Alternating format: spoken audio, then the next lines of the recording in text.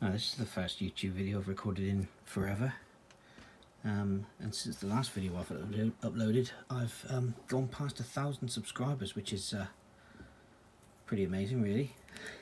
So thanks to everyone who subscribed. You're looking at my desktop PC. This is my daily driver. It's a AMD Ryzen 5 2400G with 16 gigabytes of DDR4 at 3200 megahertz and a GeForce GTX 970, which is the Asus ROG Strix version, and for storage I've got a 240 gig or 256 gig M.2 WD black drive behind there, and then these two cheapo crapo SSDs just for some extra storage. Don't buy those, they're crap. Also, don't buy this case because it's also crap. It's a thermal take. It's got no fans in the front. It's got space for them, but that is solid and not much use. So I will be changing this case at some point. Anyway, the point of this video is I'm going to be upgrading to a Ryzen 3, which sounds like a downgrade, but it's not. This is the new Ryzen 3 3300X. Somebody put a sticker over the label so you can't quite see it, but it's a 4.3 gigahertz boost clock and a 3.8 gigahertz base clock. This one doesn't have, unlike the Ryzen 5 that I had, this one doesn't have the on-chip GPU. Now, the reason I bought the Ryzen 5 2400G originally is when I built that machine, RAM and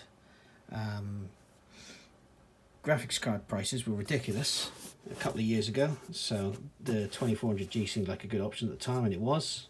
I was happy with it. Obviously this has come out at a very reasonable price. I think I paid £139 for this CPU. It's supposed to be roughly equivalent to an i7 7700K, which even second hand is more expensive than this processor at the moment. So we'll see about getting this one stuck in there. Cooling solution, I've got a Cooler Master 120mm AIO on there at the moment.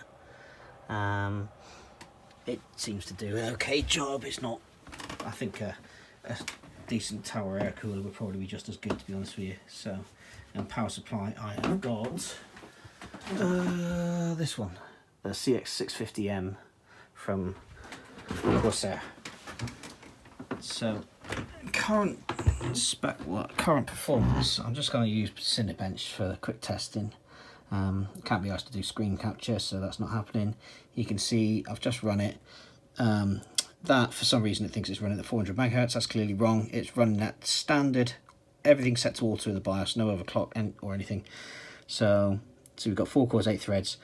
Ignore the clock speed. It's at 3.6 gigahertz, I believe, and it boosts to 3.8 or 3.9, I think. Ryzen 5 24G, 1736. Now, overclocked, this is as fast as I could get this CPU to run without crashing. This is with the on-chip GPU disabled because I've got my NVIDIA graphics card in there. So I managed to get 3.95 gigahertz on all cores, running at 1893.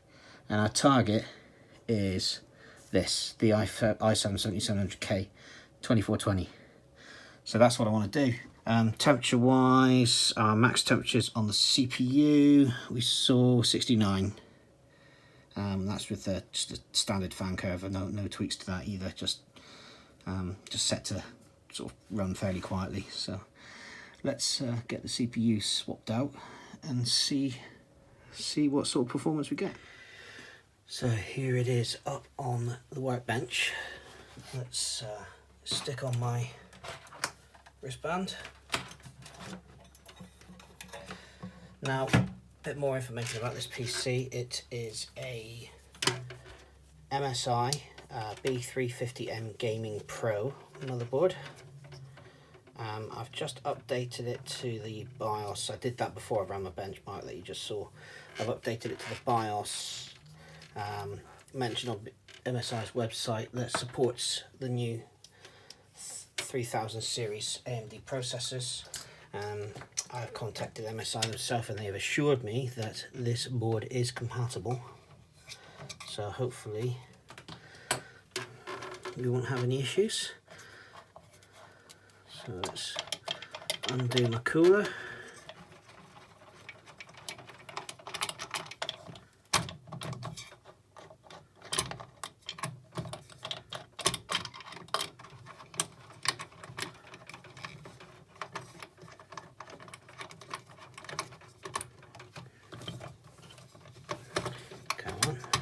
Oh, there we go. Right, okay, that's slightly different. So, let's unplug.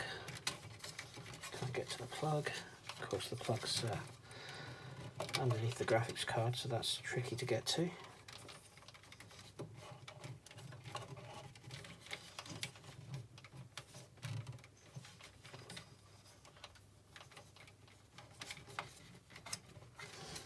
Yeah, I'm just going to have to leave that there for now.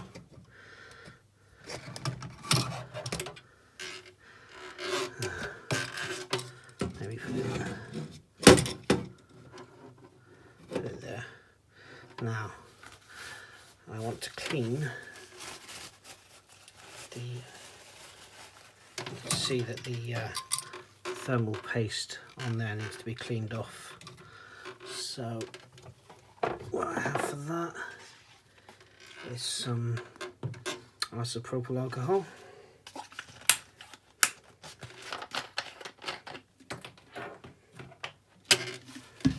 Bit of a premium commodity at the moment, that stuff, because everyone's discovered you can make hand gel with it. So luckily I already have some. Needless to say,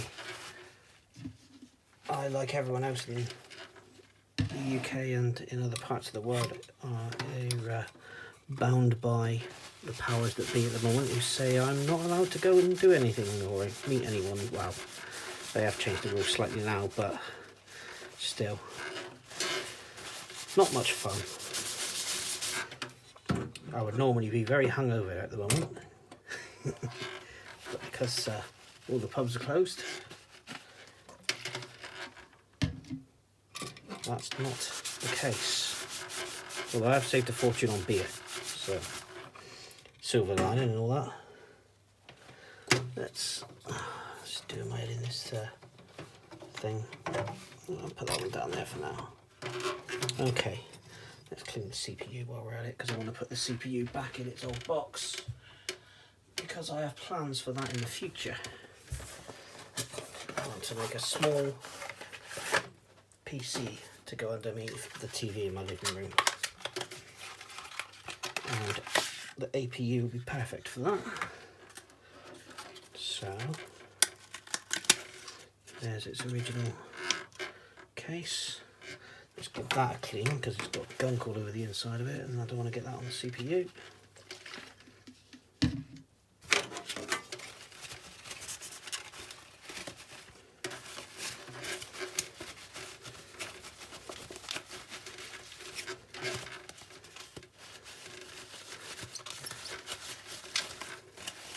Particularly on the pins, which yeah, definitely don't want to do that. So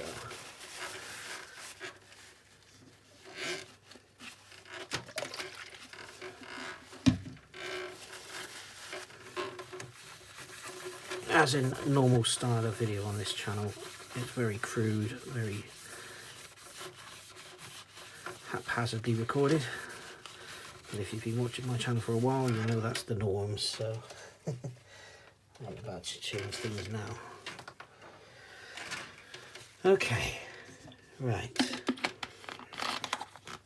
Let's remove the old CPU. So we raise the arm and lift out the CPU.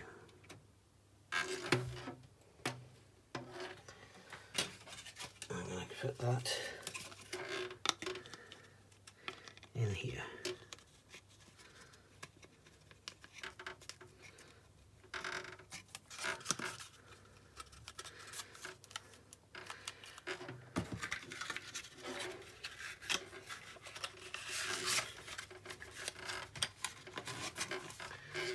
and that can go back in the original box. And I have the cooler for it in this box as well. This is the original Ryzen 5 with Vega graphics box.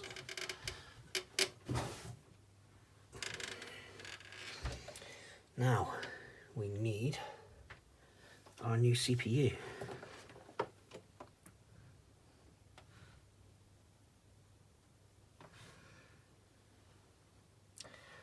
Just trying to see where the little notches on the board.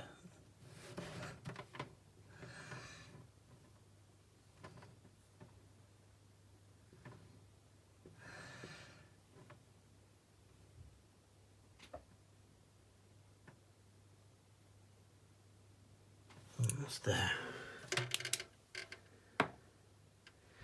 It's there. You have to look for the notch.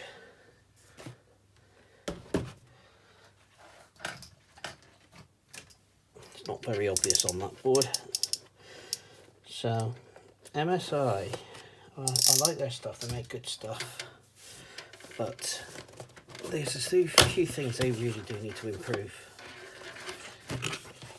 Their software utilities that come with this board are pretty shocking. They just seem a bit haphazardly put together. They just don't seem very good. And they updated the BIOS and they've removed some nice features that were in the BIOS before. For example, the fan curve tuning tool, which was a nice graphical tool, has gone and been replaced with a very old-fashioned looking tool. Now I believe that some of the reason for that, see, you've got a little mark on the CPU. That was to mark up with the on the board. So, and it should just drop in. If you have to push down on it, you're doing it wrong. And that just dropped in with no pressure at all. That's called a ZIF socket, which stands for zero insertion force. That's the whole point of it, because there's, I don't know the number of pins, but there's at least 1,000 pins, I think, on the bottom of this. You bend one and you can bugger up the whole thing. So push the arm down and it should click. There we are. Other things to talk about. I am not a gamer, despite what you might think about this PC. This is just a general daily PC that I use, that I like to have. Oops, just try not to cut myself open. I'm trying to open a tube of thermal paste, which is arguing with me. 2 seconds.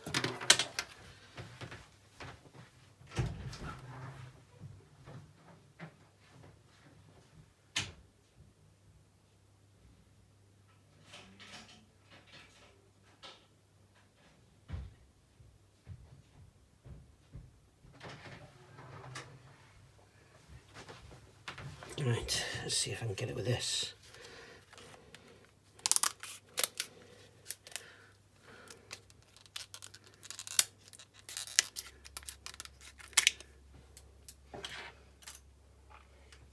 This is not expensive thermal paste,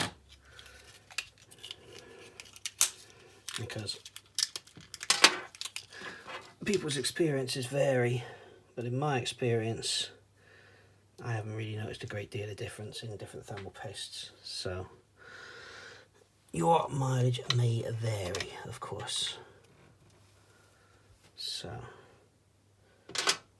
let's put some thermal paste on here.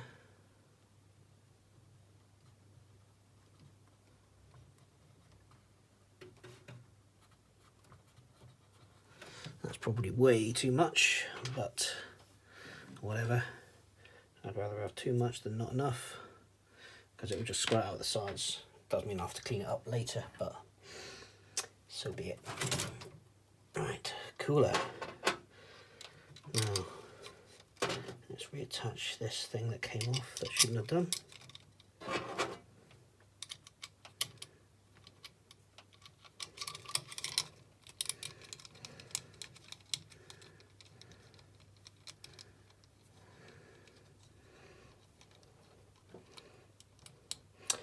Not the easiest mounting system in the world for the cooler, but not the hardest either.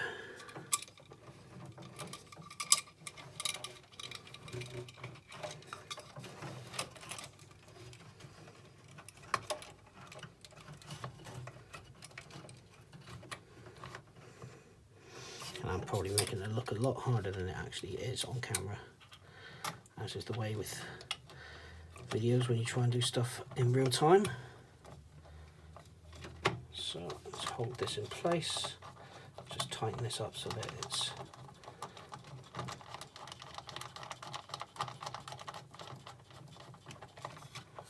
somewhat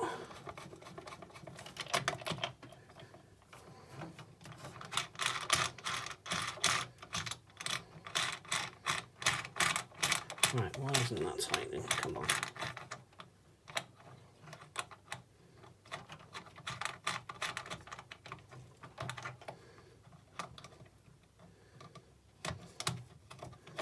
Okay, that's just a weird design of this. You need like 4 hands to do this cooler up, which is kind of a pain, but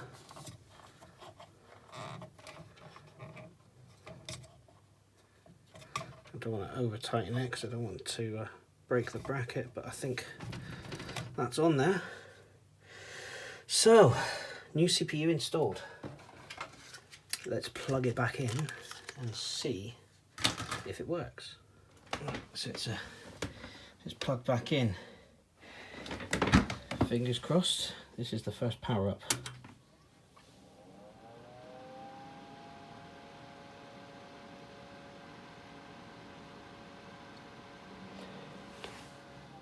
That's a good sign, as I do happen to know with this board that the blue light power LED will not come on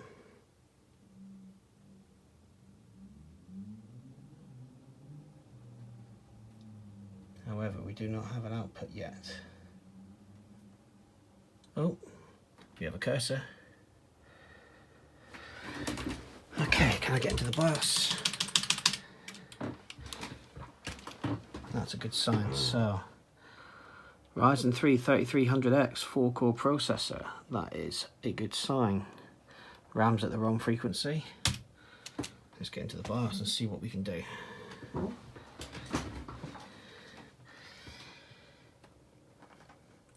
So, first thing we want to do is check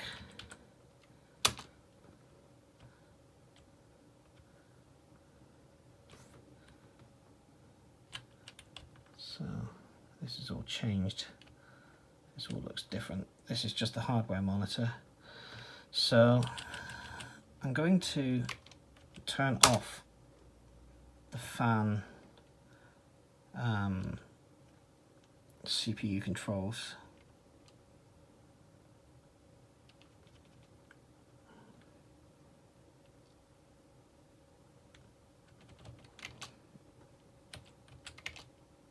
It doesn't seem to give me the option to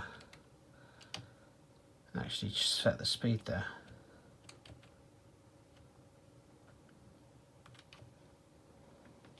Let's just put it back to standard. Let's leave it as standard.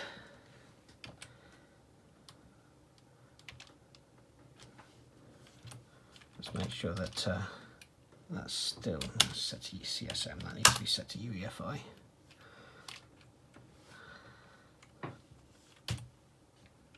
Overclocking, we'll just leave everything at default for now except for the RAM, because the RAM is 3200 megahertz RAM, so we'll set the XMP profile 2, which is the rated speed of this RAM, and then we'll hit F10 to save and go. Let's come back, I'll get back to when it boots into. So here are our results. We just beat our target. So 2420 was the target, 2434 is what we actually got at standard speed, speeds, no overclocking or anything, compared to our non-overclocked Ryzen 5 1736 or 1893 for the overclocked 2400G. Max temperatures on the CPU 79, so it's hotter, which probably means I need a better cooler, which I might do at some point, but I'm going to try and overclock and see how we get on with that. Let's have a play. So the final result with the overclock, it still says 3.8 GHz there. It's not recording that correctly, but the clock frequencies I managed to get it up to safely was 4.5 gigahertz basically. The score we got was 2612, which is a little bit higher than what we got at the standard speed, but where is it?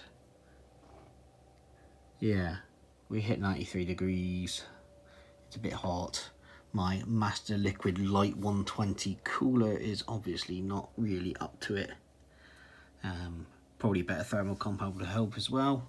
So I'm going to run it at stock speed, at standard speeds for now, until I get a better cooler. But it's already 30 odd percent, or about 30% or so increase on what I had before. I'll do the maths in a second, work that out. But yeah, cool. So there you go, after working it out, at standard, non-overclocked, the new CPU is 28.5% faster than the overclocked 2400G I was running before. Now I'm going to run this standard for now, but once I get a better cooler I will overclock it. So there we go. Thanks for watching. There's going to be another video coming up soon concerning what's in that box. Little hint, it's a small British computer from the 1980s that I'm going to have a play with. I've had it for months and I just haven't opened it yet. So that's coming up probably in the next week or so, maybe. Depends how busy I am.